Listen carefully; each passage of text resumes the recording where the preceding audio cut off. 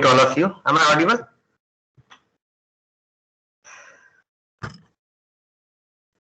Yes, sir, you're audible. Yes, sir. Okay, good. Okay, so welcome back. And I think this is your second class of transport phenomena. You have first class yesterday. So we'll start within a minute from 11:05. So we'll spend some time today to understand the philosophy of this course. And then gradually we will move to my portion, which is basically temporal evolution of, or how with time phenomena takes place. Okay, this transport phenomena takes place. And you'll find that we are going to learn very conceptual things, which is again applicable in general in many fields. Although we'll read it in the context of this subject, you can implement this concept anywhere.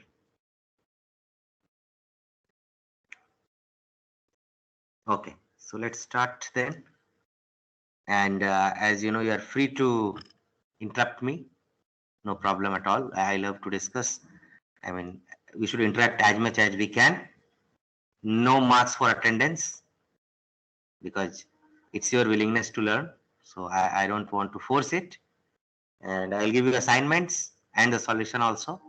It's your duty that you solve it by your own and then go through the solution, or you directly jump to the solution that I leave on you.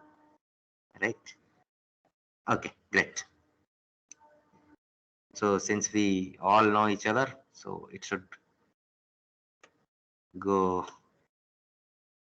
I mean, I hope that we all will enjoy while discussing this subject.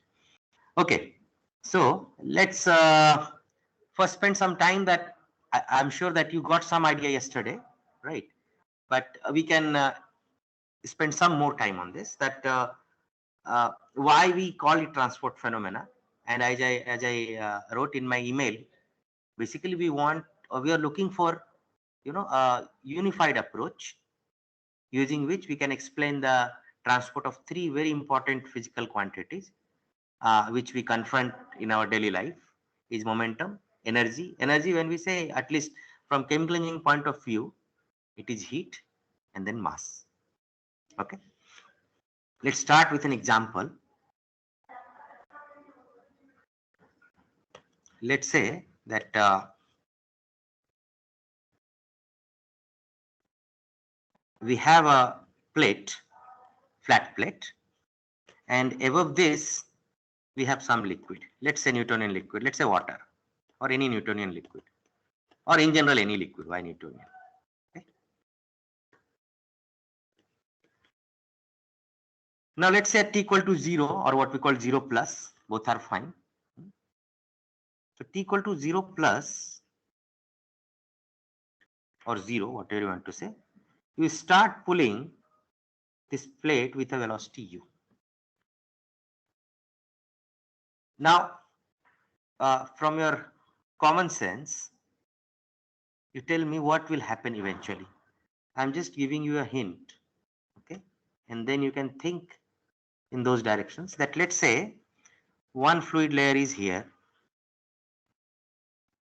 another fluid, so let's say one fluid layer is very close in the vicinity of the wall, and then there are so many fluid layers. How you can think about this phenomena? What will happen after t greater than 0? What will happen? Anyone? Abhilash? The layers start moving. I mean, the layer that is close contact with the wall. Right. Yeah.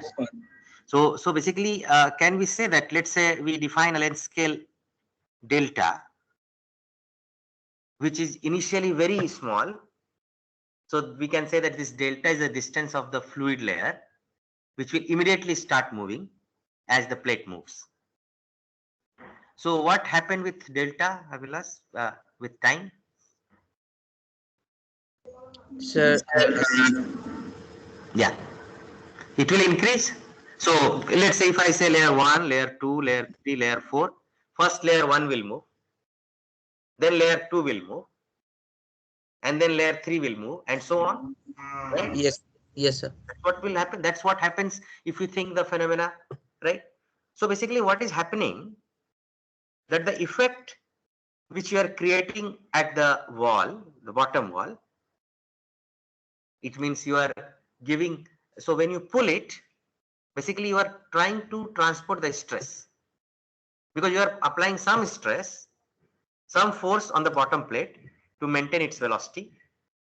Because remember, this plate, the liquid will apply drag force on the plate, so you have to apply equal amount of force.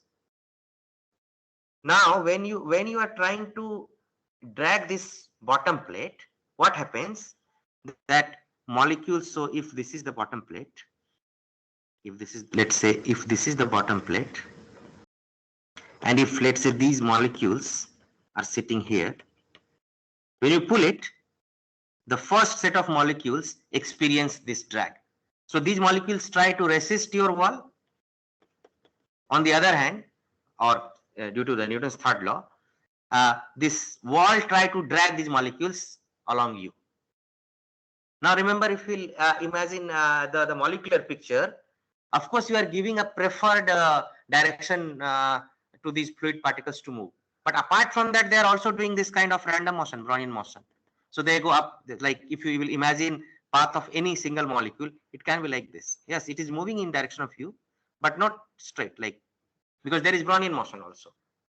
So what is happening in this process, and all these molecules are doing such kind of zigzag path, and then of course there is a push towards that velocity. What will happen eventually, I mean, subsequently, that since these molecules go up and down also due to Brownian motion, due to fluctuation, they will hit this set of molecule. Anyone can hit anyone. So whatever energy they have, kinetic energy, because you are pulling it, they will transport to the another layer. Then there is third layer also, and so on. There are infinite number of layers, of course. Then they will hit these molecules. So this is the molecular mechanism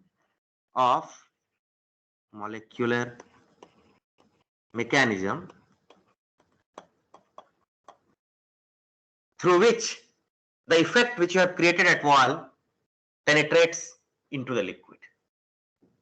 So based on this molecular picture, if I'll ask you, what is the direction of momentum transport?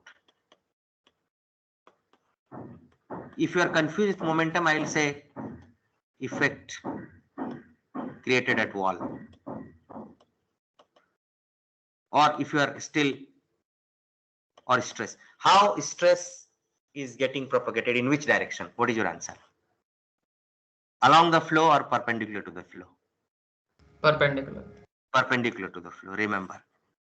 Okay, because so this is the molecular mechanism. That's how the effect which you have created at the wall, it is going into the liquid. So it means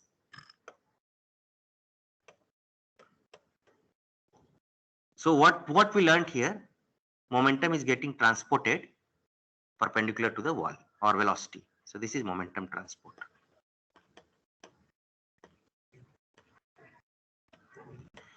So if we define a length scale delta up to which the fluid layer will start moving, and beyond that still effect has not reached, it will reach there after some time.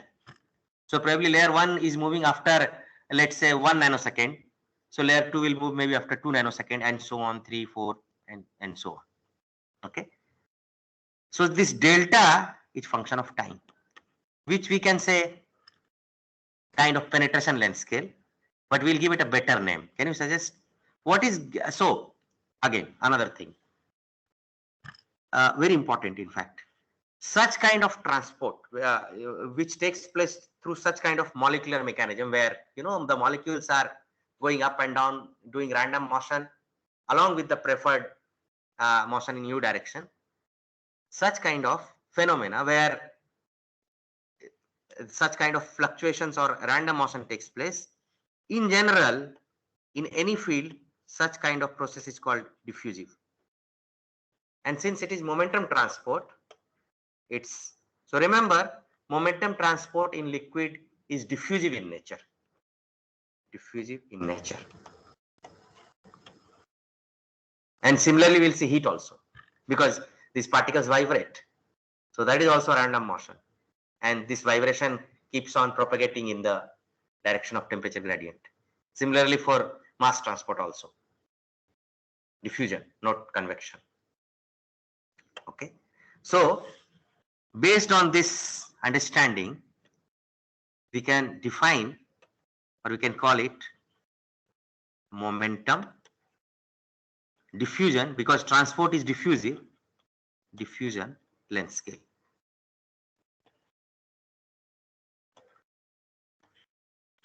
So remember, we'll keep on confronting length scales. Length scales are very important. Up to what length scale phenomena is happening? Let's say you mix the two polymers. You mix a nanoparticle and a polymer. Up to what? And then you apply stress at one point. Up to what distance the stress can propagate. So length scales are important in general. Okay. Another important point. Since each layer will not come to the motion immediately, there is some time scale associated with it. We'll also confront frequently time scales. When I say time scale or length scale, remember, this is not the exact value of length scale and time scale. This is the rough estimate. So whenever you will talk about scales, this is a rough estimate. I'll give an example. So let's say before we go to this, what is time scale or what is rough estimate, I mean to say, let me ask you one very, let's say, I don't know whether simple or difficult, you decide. So let's say here you impose a velocity u at t0 plus and you maintain it. And if I ask you, let's say there is a fluid layer which is situated, let's say 5 millimeter at 5 millimeter height, when that layer will come into the motion. So can anyone answer it? I'm not asking about the precise time, rough time. Have you ever thought about it? Because you know all the fluid will not come to the motion immediately. There it will, the process will take some time in order to make the layer situated at 5 millimeter to move. Any idea? Let me interact with you. So Vivek, any idea?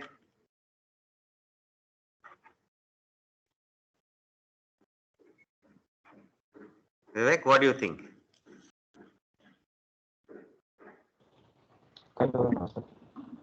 No idea.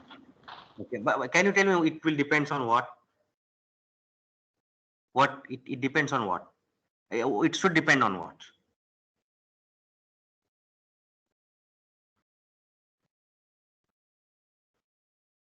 Yeah, Vivek.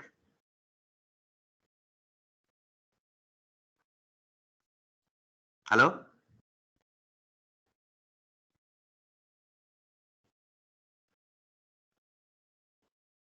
Vivek? Can you please respond? Hello? Sir, I'm thinking, but I'm not getting any ideas. No, think over it. Discuss with me. You cannot think by muting yourself. Discuss with me. Let's take two examples. Let's take water and honey. What do you think? In which case the layer? So let's say in both cases, Vivek, don't mute yourself. I'm trying to interact with you. I'm trying to discuss with you. Don't mute yourself, please. Please unmute yourself.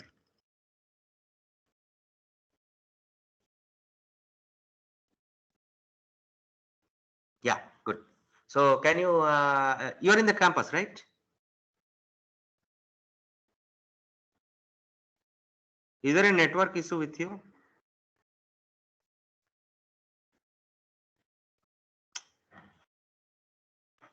Anyway, you unmute yourself. Fine. Are you in the campus, Vivek?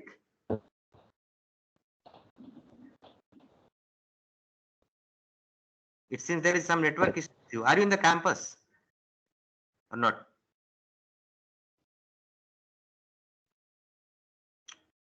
anywhere. Fine, we cannot waste time. Okay, Anik. So what do you think? Yes, sir. I think for water it will be quick, and for honey it will be slow. Right. So basically, and what property would you like to take? Like, what do you think? Viscosity. Viscosity. Perfect. So one thing we can see that this time scale should depend on viscosity. Yes, sir. Apart And from, I also think that yeah, the velocity, it will also depend on the velocity of the plate. no, we are keeping same, let's say, for both cases. Okay. Yeah. Okay. So basically, you're saying material properties will come in the picture, and Yes, eventually sir. we will come to know that density also matters. Okay. So the whole Okay. discussion. Thanks, Anik. Yeah. See, there is nothing to fear. We are discussing. I am not expecting that you should know it, but unless until you interact, this session will not be so fruitful. Okay. So discuss. No problem. Okay. Let's go back to, yeah. Right. So we will confront time scale frequently. Okay. So here I describe the momentum transport. Now you can similarly think of, let's say there is a metal rod and you are maintaining, so this is open to atmosphere, let's say 25 degrees Celsius. And here you are heating it. Let's say you are providing heat.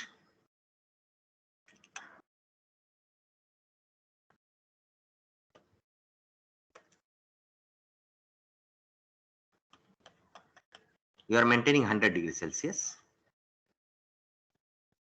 So we all know that heat will transport. In which direction? Along this direction.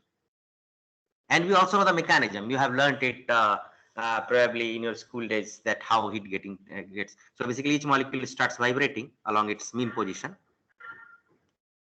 And then it hits the another set of molecules and so on. So this is also diffusive in nature. Okay. So the only difference is that here momentum is getting transported perpendicular to velocity. Here heat is getting transported along the temperature gradient, which is diffusive in nature. Okay, so that this process you can say thermal diffusion.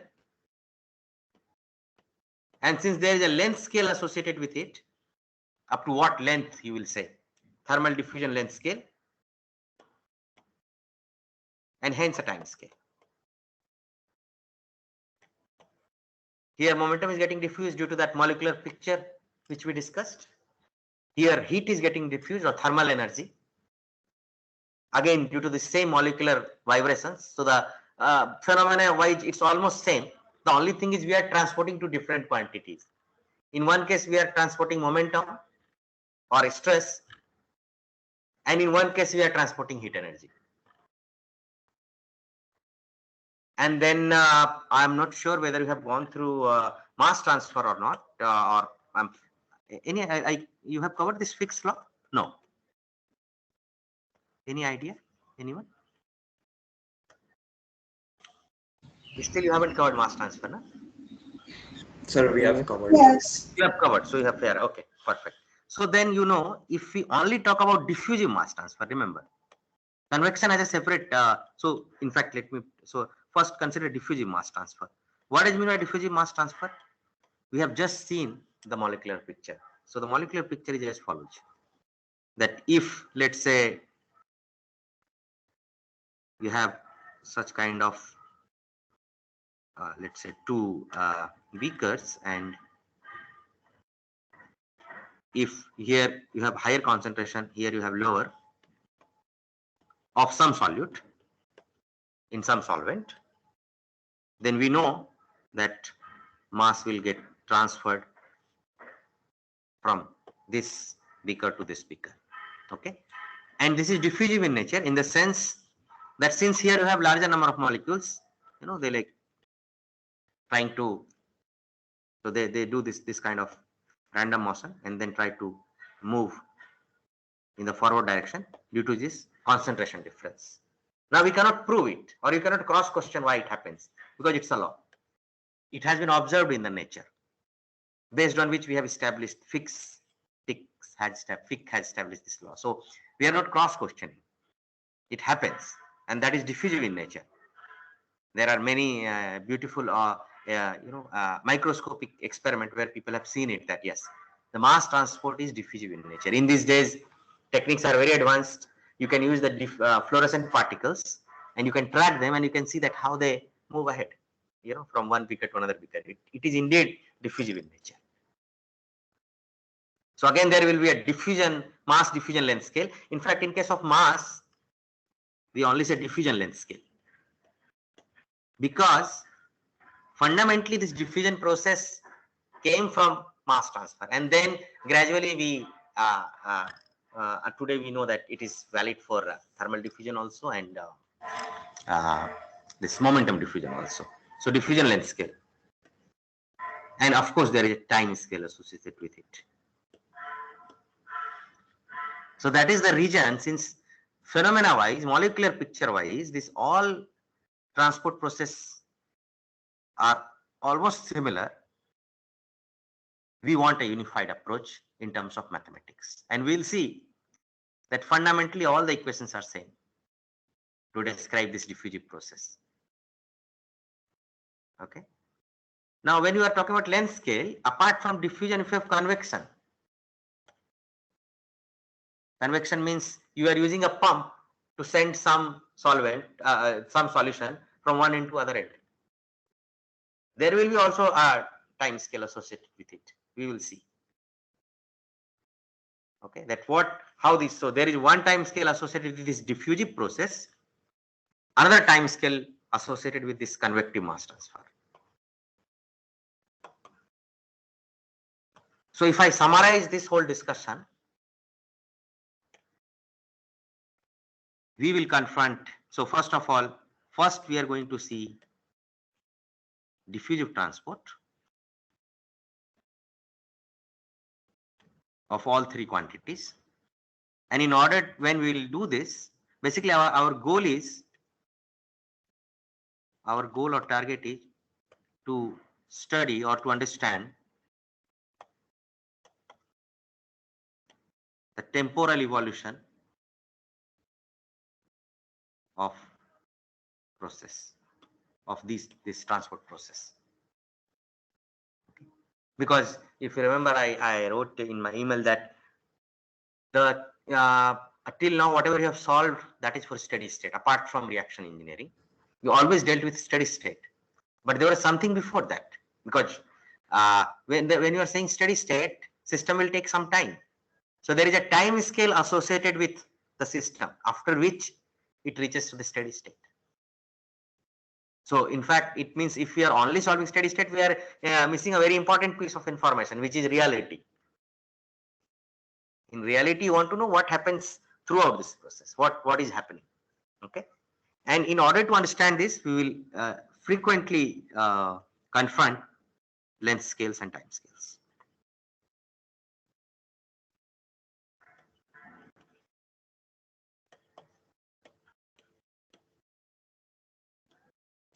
Right. Good. Up to this point, any question from your side? Anything you want to discuss?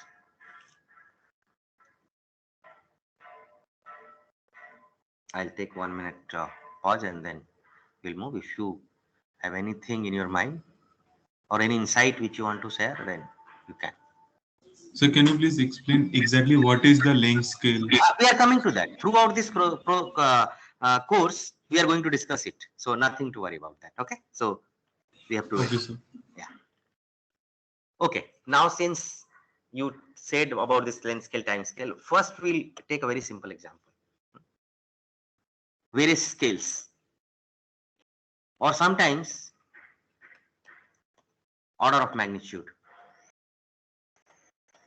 or sometimes rough estimate, whatever you want to say. Now let's take a simple example. Okay, let's involve someone, and it will be interesting. Okay, Sahil, you can hear me? Sahil Bairagi? Yes, sir. Yes, Sahil. So you are in the campus or outside? Sir, I am at home right I am now. at home. Where you are located? At home? Chandigarh. Chandigarh. Okay. Now I have a very simple question. Have you ever traveled to get train from Kharagpur to Kolkata, Howrah or Kolkata? Yes, sir. Yes. How much time it takes? About 2 hours. How do you know 2 hours? So you are giving me a number, Sahil, that the Yes. time scale, rough estimate of time scale is 2 hours. What is the hidden information in this? If I start walking, will I reach to Kolkata in 2 hours? No, sir. No. So you are hiding some information. Okay. The velocity of the train.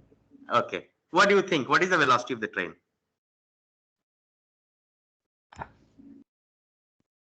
It should be about 100 kilometers per hour About. at Very good. least. Wonderful. So you're not sure that it is, of course, it doesn't travel throughout with 100, but there's a rough estimate which you know, right? 100. Yes. Okay. Wonderful. So basically, you see, okay, and what else? Like anything. So you know velocity, rough estimate of velocity or order of magnitude of velocity, 100. Yes.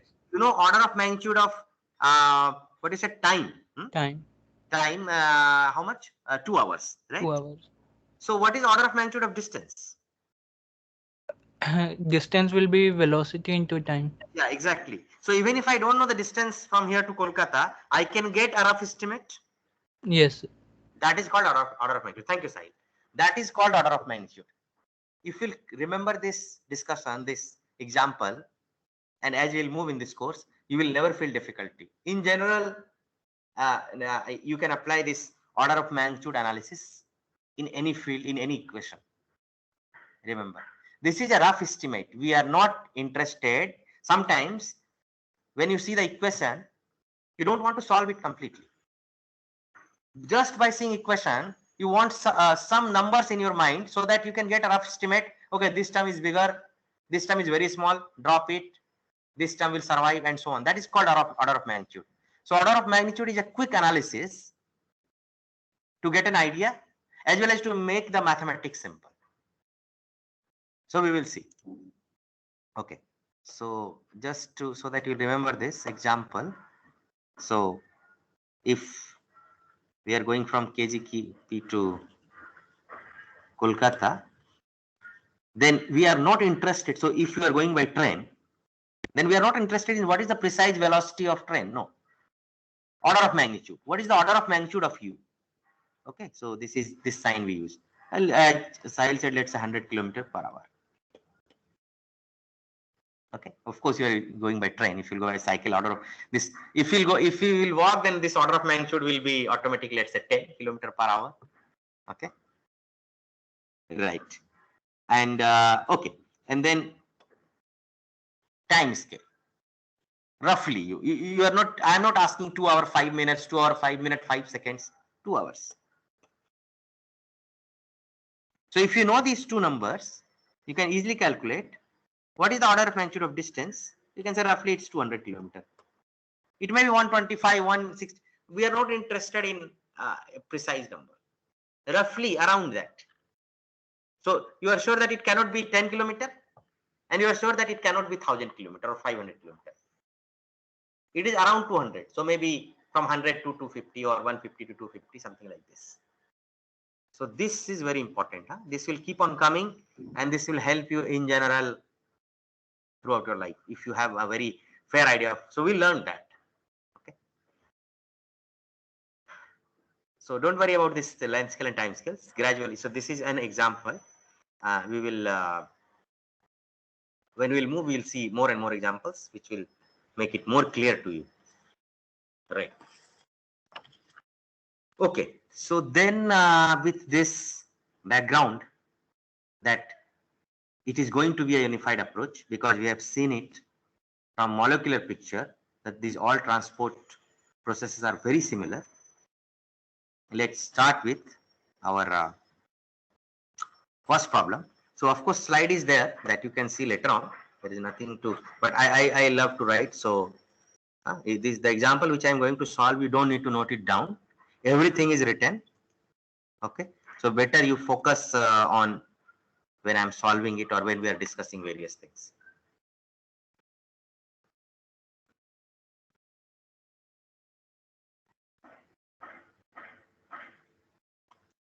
Okay. So the first problem which we are going to solve, let's say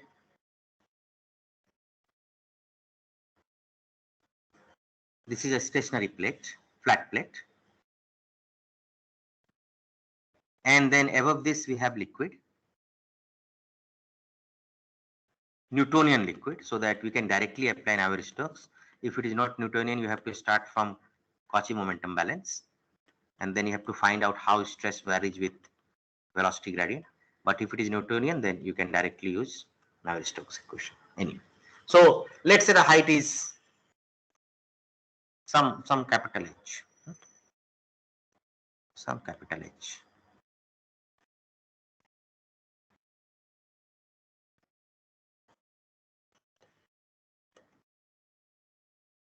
And at T0 plus,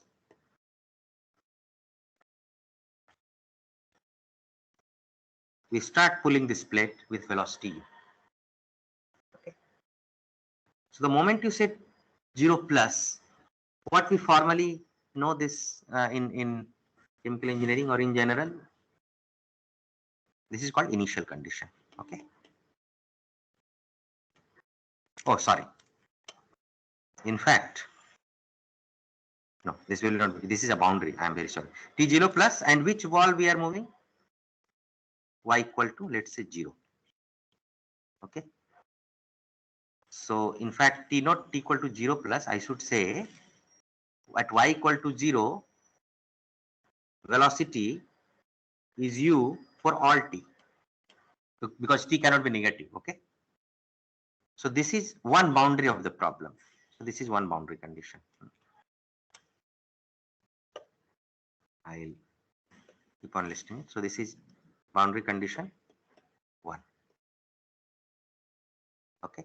So for all t greater than 0, you maintain this velocity of the bottom plate, which is situated at y equal to 0. Right. Now let's say if I ask you that how velocity profile evolves in this problem. Okay. So first try to figure out what is happening. Try to get the physical picture. Then we will try to solve this problem. So let's go step by step.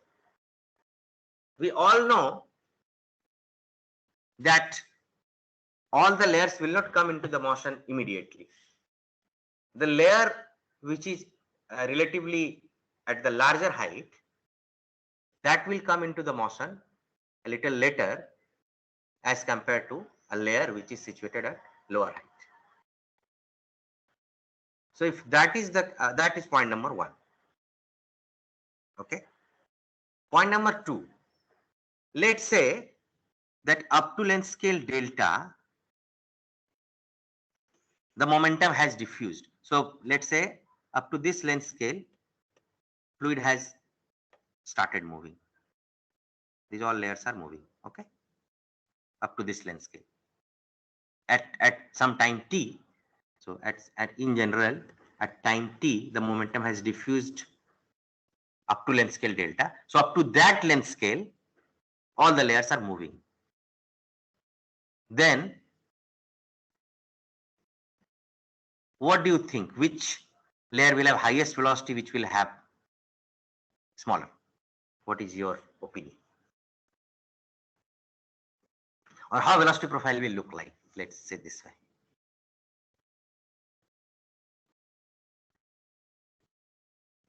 Anyone? Soham, what do you think? Sir, I think the plate will have the highest velocity. Right. So highest u, and then so because there is a viscous forces, drag force. So of course, right? Something like this. Huh? We don't know whether it's linear or collinear. Something like this. That's how velocity profile will look like at time t, right? So right. Yes, sir. Yeah. Then after some time, what will happen? After some time, the delta will increase bit more. Few new layers will come into the motion, right? Yes. And if you take a particular layer, then its velocity will now increase or decrease at time t plus delta t. At any particular position, the velocity. This is the velocity at time t. At time t plus delta t, when more delta has increased by some amount, then this layer will have higher velocity or lower velocity. Sir, higher velocity. Yeah, because now it yeah, very good. So now after some time, velocity profile will look like this, okay, and so on. So more and more layer will come into the motion like this. Sorry, every time I will start from u, because bottom plate velocity is fixed. So every time I start with you and like this, like this, like this. More and more layers will come into the motion. So you can say that this is the velocity profile at different times along. So as time is increasing, that's how velocity profile will look like. And eventually, what type of shape it will take? Let's if some, if you can answer, you can try. Eventually, what will happen? What do you expect? Sir, after a very long time, we can expect that it becomes a linear profile. Right, something like this. Okay. So that's how it is evolving. Okay, wonderful. So if okay, so then based on that, can you tell me some what is the in which direction there is a velocity gradient? Because you answered almost this whole phenomena. So what is the in which direction there is a velocity gradient? Sir, perpendicular to the Very good, wonderful. velocity. So if we say in general the velocity is vx, and if I say this is x direction and this is y, then there is a velocity gradient in this direction. Thank you, Swan. Okay, good. We assume, so let's write assumption here. Of course, we have taken a Newtonian fluid.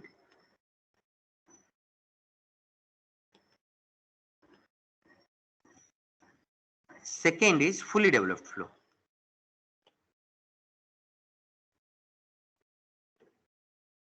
So follow me, what is the consequence of fully developed flow? Any idea? I mean, you can make a guess. Mathematically, what does it mean? Fully developed flow?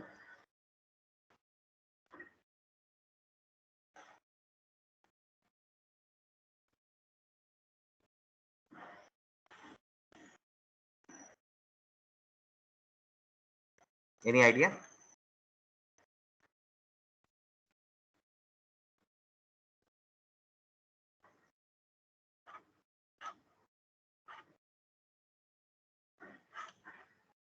Sai Kiran?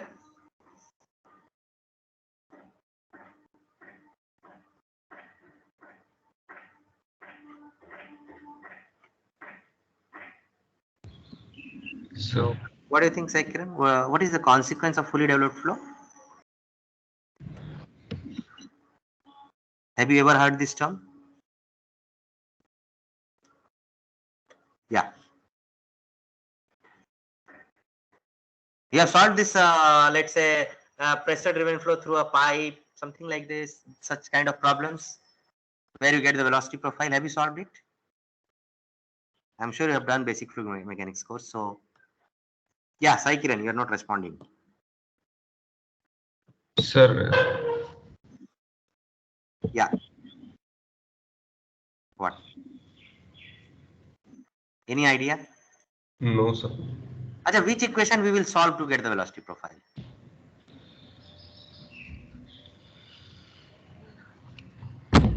Any idea? You have done the fluid mechanics course, Sai Kiran? So forgot, sir. Forward, but it's like too recent, right? If we'll forget so things so early, I mean, yeah, this is not good. But anyway, you should have an idea that how we get the velocity profile. You have done fluid mechanics course? In which year? That you remember?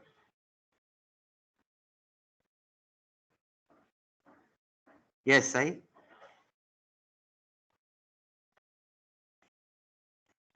Acha, name few equations and then I'll say yes or no.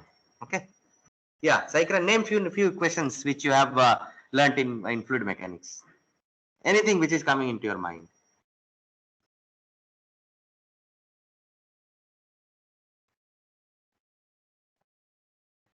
Hello?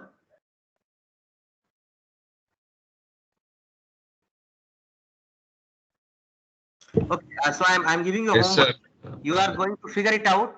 I will create assignment for you only. You will write down which, yeah. Q is equal to dv. Q equals to dt. dv. Q equals to dv. What is this Q? Volume flow rate. dv. Volume flow rate. What is volume flow rate?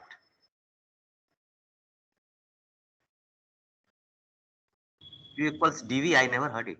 What is dv? dv. dv dt. Dode. That's what you remember, huh? That volumetric flow is dv by dt. Okay.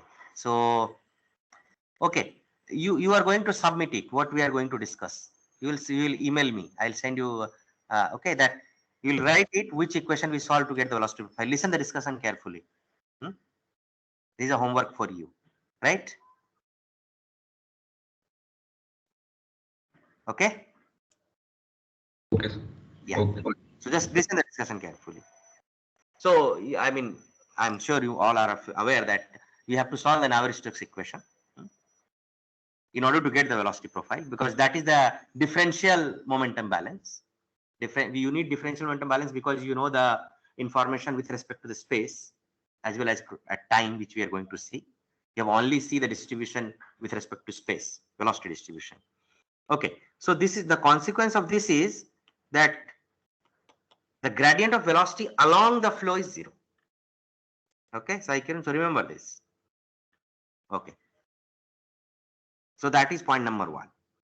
Now, based on this information, and we are taking it's a 2D problem, so there is no point of writing anything in the third direction. Okay, we can take a unit length always. Now, based on this, let's write down the momentum balance, differential momentum balance, differential momentum balance, because we need a governing equation. And since it's a Newtonian fluid, this momentum balance eventually comes out to be Navier-Stokes equation, because for Newtonian fluid, we can write the stress, shear stress, as eta viscosity into velocity gradient. And the only velocity gradient which we have is this. Vx is varying with respect to y. Okay. So that's why I written Newtonian fluid. Okay. Now, let's write down first the whole equation and then we will make it, we will see which term will survive. So if you write the whole equation,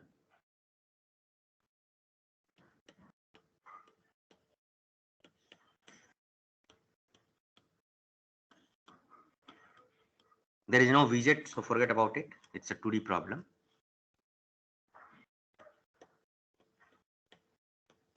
And this is x direction momentum balance. Okay, because liquid is moving in x direction, so x direction momentum balance.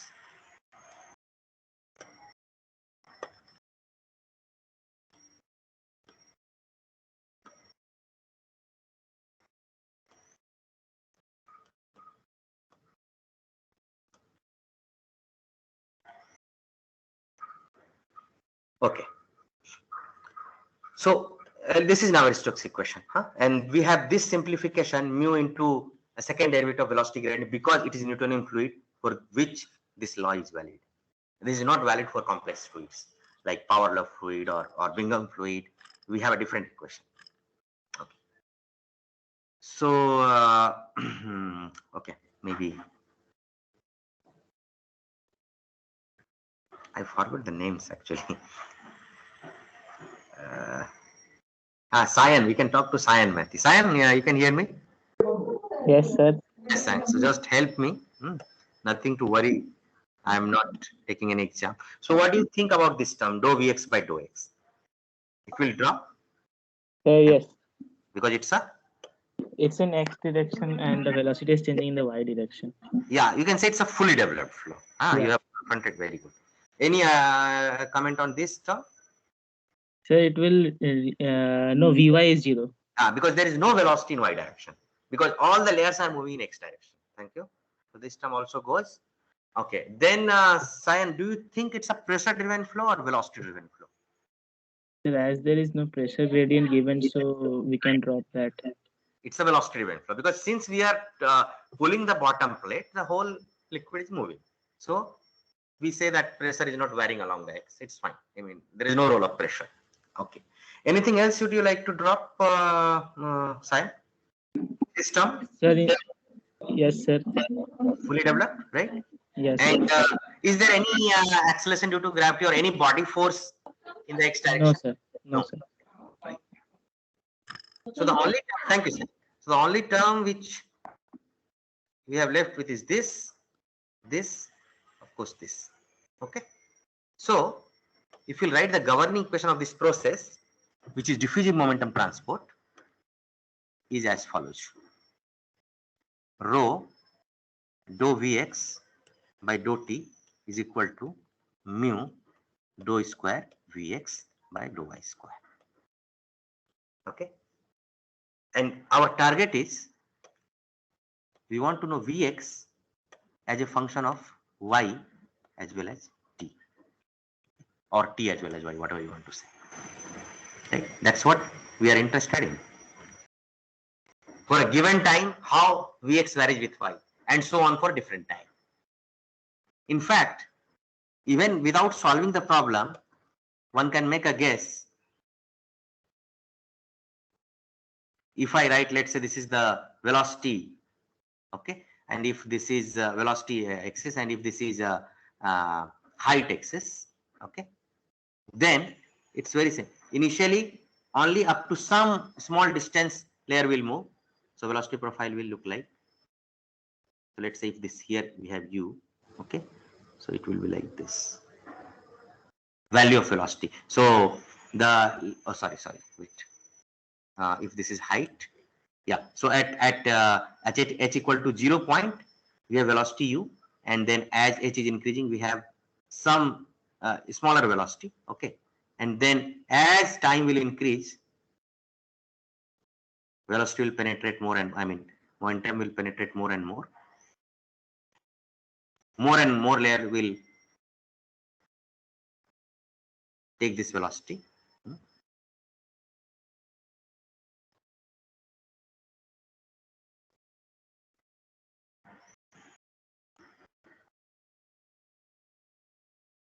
And eventually it will look like this. And if there will be a mistake in this, we will see eventually, but I think it should be fine. Let's see. So at h equal to 0, velocity should be always 0. No, at h equal to 0, wait, are you making any mistake? So this is h equal to 0, velocity is always u, fine. At h equal to 0, velocity is always u, okay. Think this way, our mind works in this way, that what is happening with respect to height. So this is h equal to 0 point. At 0 point, velocity is always u, and as h is increasing, okay, more and more layers will come, will take some velocity. Right.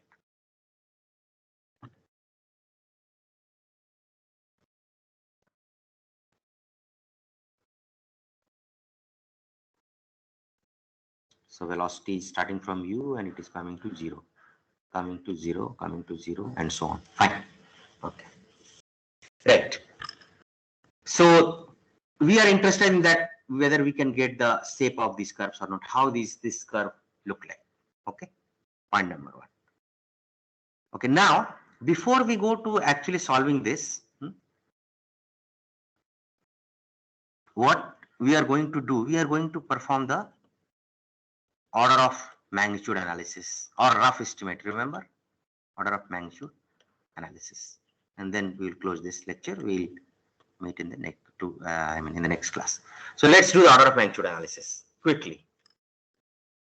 Maybe Anik, or maybe new faces. Okay, we don't have time for new faces, so Anik will help me. Yes, sir. Yeah, so Anik, rho is rho. There is no estimate of rho. Density is fixed. Okay, it's a Martin property. Tell me, what is going to be the rough estimate of it? So dou Vx is the velocity difference, right? Yes. So first of all, what can be the rough estimate of velocity in this problem? Like numerically. Numerical, any rough value, not numerically, like in some symbols. Like if you see on the bottom plate is moving with capital U. So what around what we can achieve the velocity? If you see the liquid, its liquid will be of the order of what? Roughly? U by 2. U, because there is no other scale. It will be, so let's say bottom plate is moving with 5 meter per second, then other layers will move like maybe 3, 2, 1, something like this. Because Yes, if it is not moving, it will not come into the picture. Right? Yes. So whatever part is moving, that velocity will be around 5. It cannot be 100. It cannot be Yes, 1000. Or it cannot be 0. So the rough estimate, and since velocity, the only term velocity has order of magnitude 5, its difference is also going to be, let's say 5 minus 3. Some layer is moving with 5, some layer is moving with 3. So 5 minus 3 is 2 and so on. So Yes, the rough estimate of this is U. This is the order of magnitude of velocity term or difference of velocity, whatever you want to say. Do we know the estimate of time? So time when you are saying that how this delta is increasing. Do you have any idea? No. We have no idea. Okay. No, sir. Okay. So we'll say we don't know. So we'll say some T star, some time scale. Let's say T diffusive, T momentum diffusive. Sorry.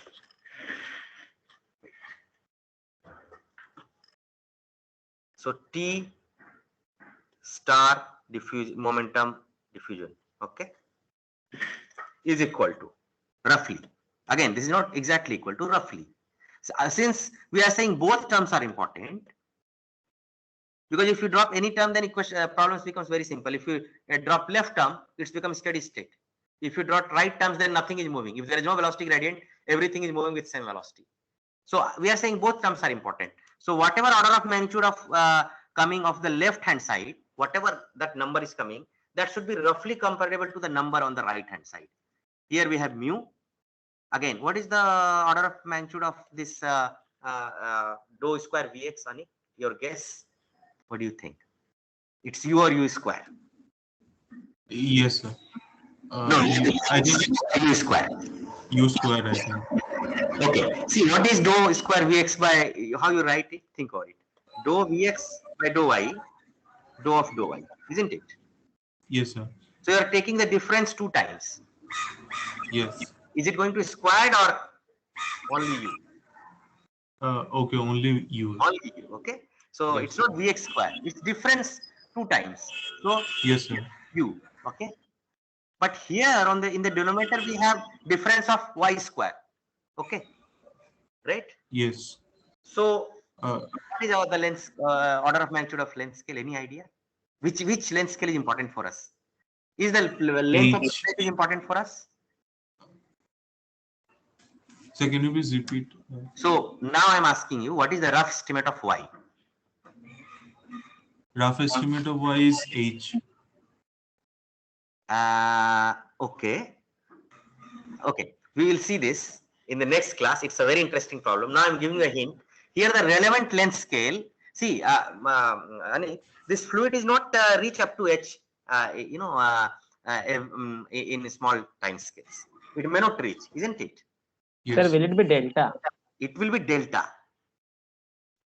And is delta constant? No. No, delta itself No. is a function of time. So we don't know delta. So all these things we are going to learn. See what will happen. U will get cancelled, right? And sorry, this is U is delta square. So T we can write delta square. So you'll get that T star is delta square, and then what is this? T delta mu by rho. We'll start our discussion from here in the next class. Okay, thank you. You will come to, there is so much interesting information in this. So this will be our starting point. Yeah. So whatever we discussed, that is saved in the lecture, like this recorded lecture. You have to go through this lecture. The problem which we are going to solve, that is there in the slide. Okay. Thank you. Come up with your doubts in the next class. Thanks. Thank you, sir. Thank you. No problem. Thank you, sir.